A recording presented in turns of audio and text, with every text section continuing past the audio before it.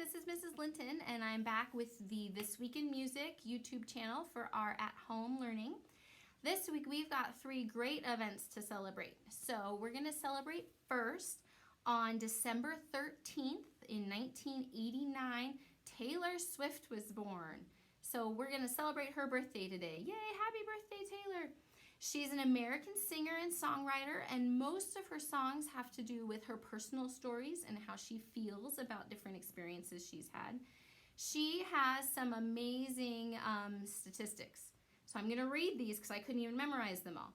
She's won 10 Grammys, 1 Emmy, set 7 Guinness World Records, and has 23 different Billboard Music Awards. So that's an awful lot to have achieved considering that she's not very old. So that's pretty impressive. She started out writing country music, but then she moved to pop music. And if you click on the link below in notes, we have the link to her music video, Me, that she did with Brendan Urie, who's the lead singer from Panic at the Disco.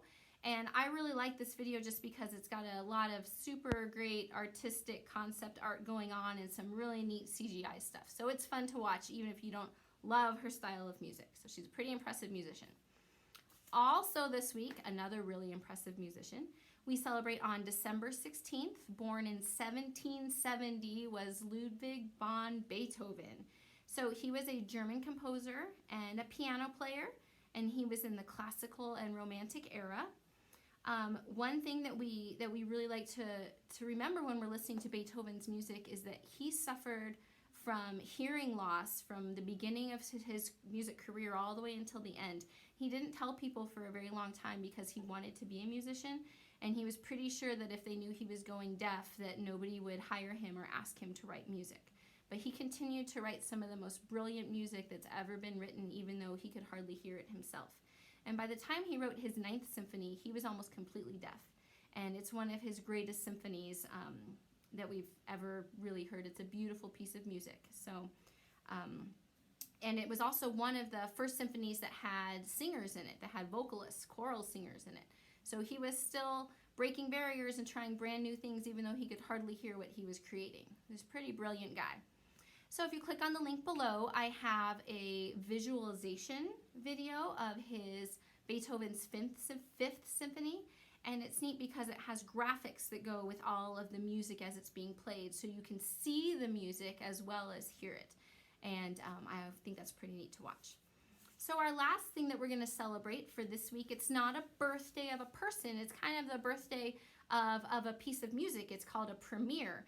And on December 18th in 1892 was the first time that Tchaikovsky's Nutcracker Ballet was performed.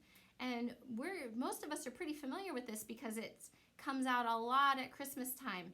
Most ballet companies still continue to produce the Nutcracker even now, hundreds of years later.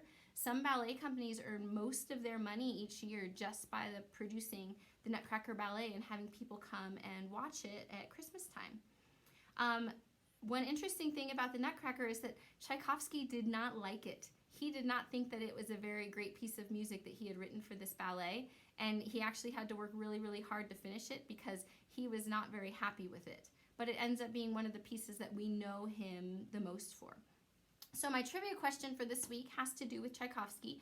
He did write other music for other ballets that he was happier with, and so if you could do a little research and maybe talk to your folks or do a little bit of computer searching and see if you can find the name of one other ballet that Tchaikovsky wrote music for.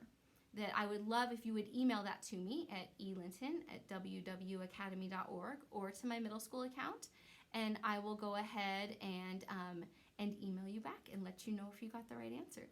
So that would be really, really awesome. So have a wonderful week, and I will talk to you later.